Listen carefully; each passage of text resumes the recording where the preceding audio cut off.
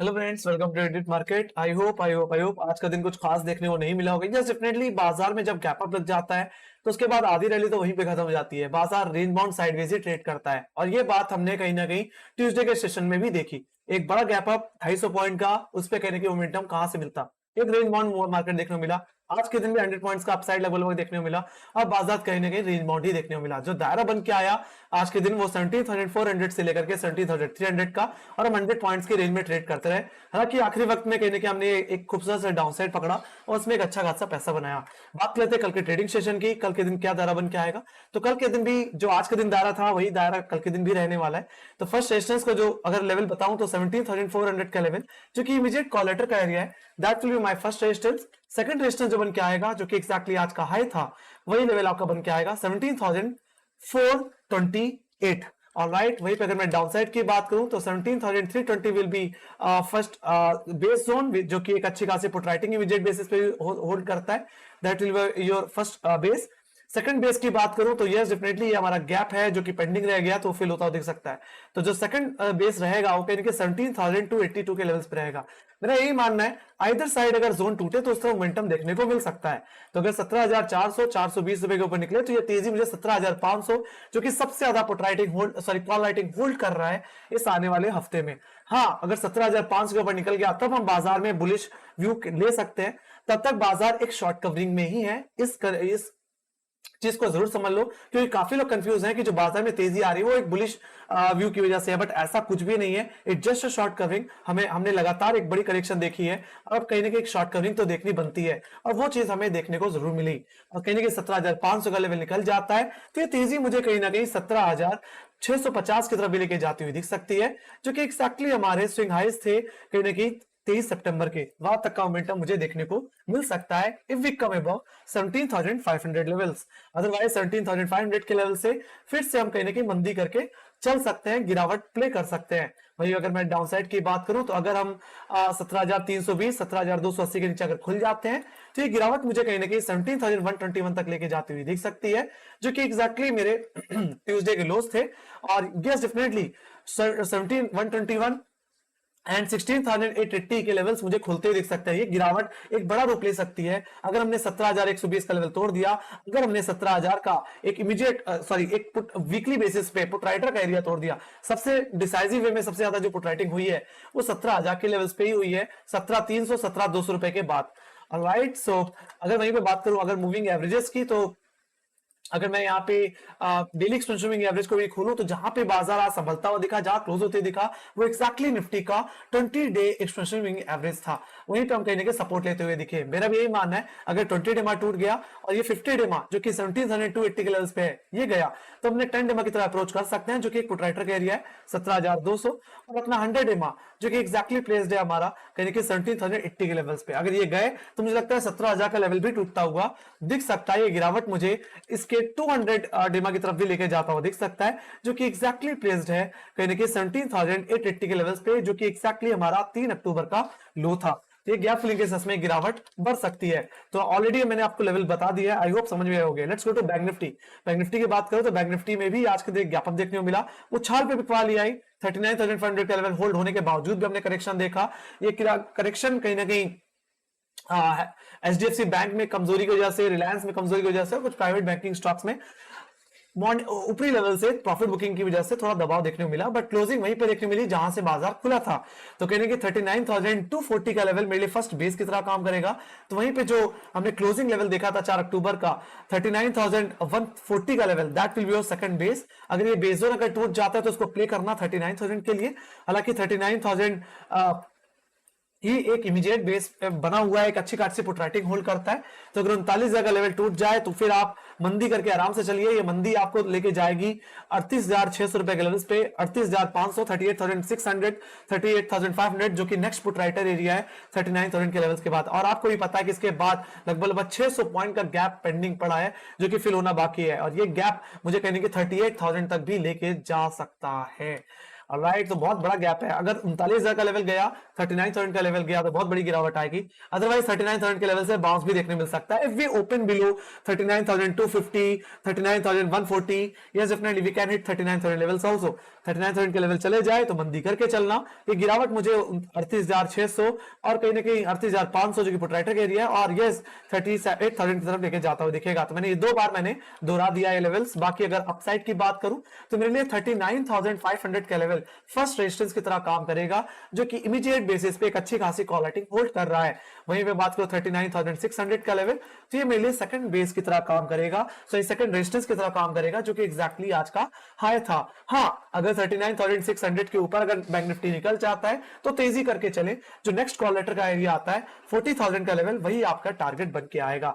Weekly basis में 40,000 का level सबसे बड़ा कॉल लेटर का एरिया बना हुआ है। अगर 39,500, 39,600 लेकर निकल जाते हैं तो तेजी मुझे 40,000 की तरफ लेके जाती हुई दिखेगी।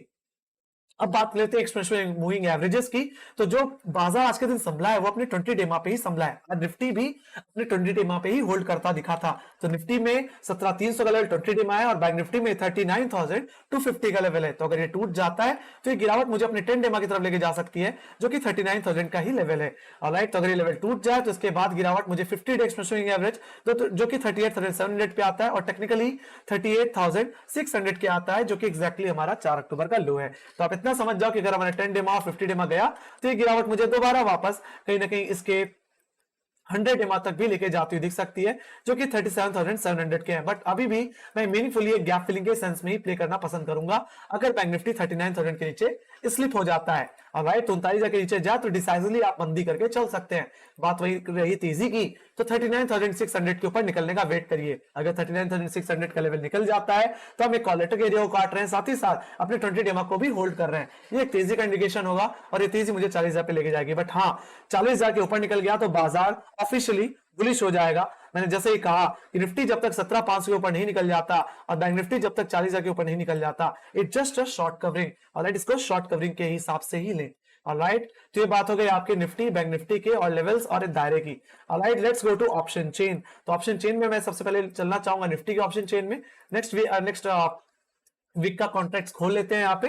तो अगर मैं आज के दिन देखूं तो आज के दिन 17,300 के लेवल्स पे और 17,200 की इमीडिएट लेवल्स पे पुट राइटिंग ऐड होती हुई दिखी है। वहीं पे अगर 17,200 का लेवल टूट जाता है तो ये करेक्शन मुझे 17,000 तक लेके जा सकता है, जहां पे 24 लाख का देखने मिलता है। इस हफ्ते का, इस आने वाले हफ्ते का जो सबसे बड़ा सपोर्ट जोन होगा वो 17,000 का ही लेवल होगा, जहां पे 24 लाख का वाई है। बाकी 20 लाख का वाई जहां पे बना हुआ है 17,300 की पुट, यही आपके लिए इमीडिएट सपोर्ट की तरह काम करेगा।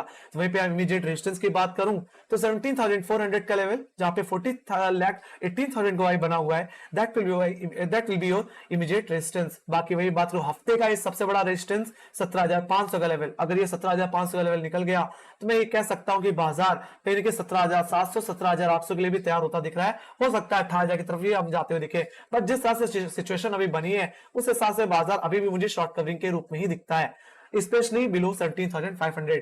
तो ये जो आने वाला हफ्ता हो सकता है ये कंसोलिडेशन भरा हो सकता है। हम 17,500 से 17,000 के जोन में कंसोलिडेट कर सकते हैं। Let's go to bank Nifty.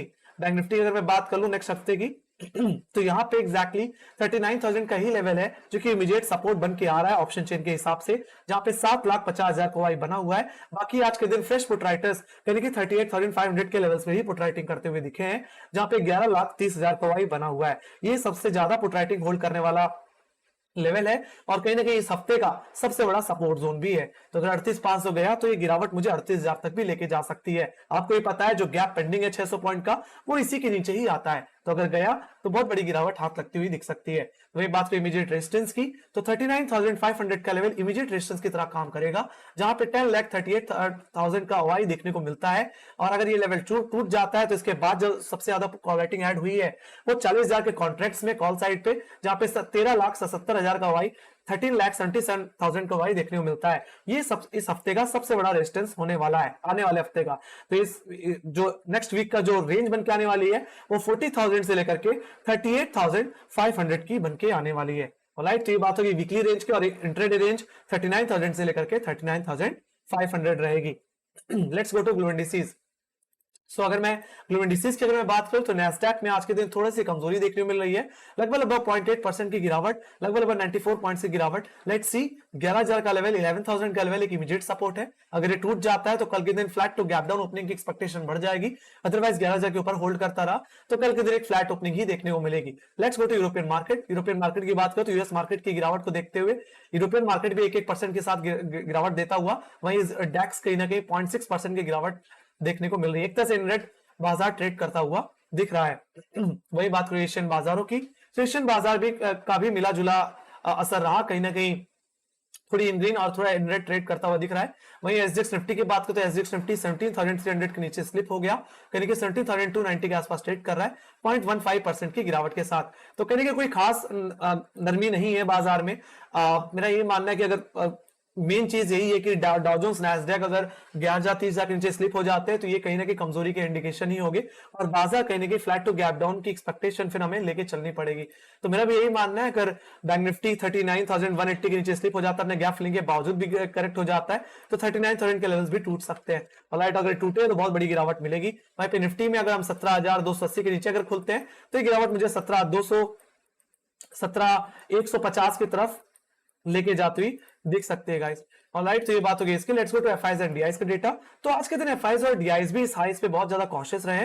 हालांकि पिछले दिन से जो बाइंग हुई बहुत कम हुई है, बट बाइंग की तरफ हुई है। 235 करोड़ की खरीदारी, जिसमें एफआईज कहने की कॉशियसली खरीद के गए हैं, पिछले दिन से भी कम खरीदारी 780 करोड़ की लगभग इन्होंने खरीदारी की, सॉरी 79 करोड़ की खरीदारी देखने को मिली, जिसमें डीआईएस ने बहुत कम बिकवाली की, इन्होंने 43 करोड़ की बिकवाली की है। तो मतलब एफआईएस और डीआईएस दोनों ही कहीं ना कहीं 17,400 के लेवल्स पे कॉशियस व्यू लेकर के गए हैं, कोई ज्यादा बड़ी होल्डिंग लेके नहीं गए।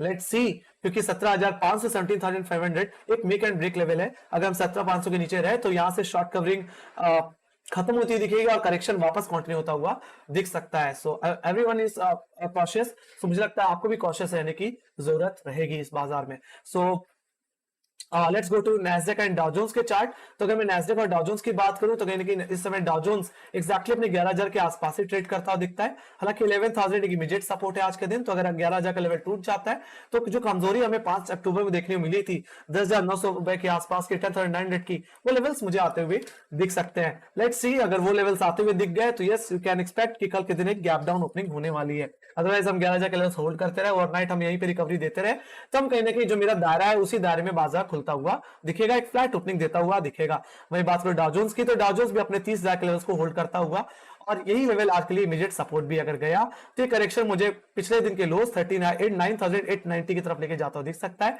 और ये करेक्शन मुझे 39,600 की तरफ भी लेके जाता हुआ दिख सकता है, in the sense of gap filling. जो गैप पेंडिंग पर रह गया है 4 अक्टूबर का, वो गैप अभी भी सेटल नहीं हुआ है। तो गैप अगर फिल होने के सेंस में अगर गिरावट आती है तो जैसे मैंने बोला कि बाजार एक गैप डाउन की तरफ जाता हुआ दिख सकता है। तो मेरी एक्सपेक्टेशन कल के दिन बाजार में एक flat to small gap down की रहेगी। लेट्स सी, अगर 17,400, जब तक मैं तब तक तेजी नहीं करूंगा जब तक 17,400 रुपए के ऊपर न निकल जाए, और जब तक मैं मंदी नहीं करूंगा जब तक निफ्टी 17,280 के नीचे ना स्लिप हो जाए। ऑलराइट, बाकी फ्लैट टू गैप डाउन की एक्सपेक्टेशन के साथ मुझे इजाजत दें, और मेरी एनालिसिस कैसी लगी अपने सजेशंस अपने फीडबैक कमेंट सेक्शन में लिखना ना भूलें। बाकी आपको क्या लगता है कल के दिन क्या होने वाला है, गैप अप या गैप डाउन, अपने जो एक्सपेक्टेशन है उसको आप जरूर हमारे साथ शेयर करें। साथ ही साथ लाइक से सब्सक्राइब दबाना मत भूलें। काफी लोग होते हैं जो देखते हैं बट लाइक नहीं दबाते, तो आपसे एक्सपेक्टेशन रहती है आपके प्रेजेंस की, आपके प्यार, आपके सपोर्ट की, तो मेक श्योर आप लाइक से सब्सक्राइब जरूर दबा दिया करिए, है ना। सो इसी के साथ bye guys, see you next video, take care, bye bye.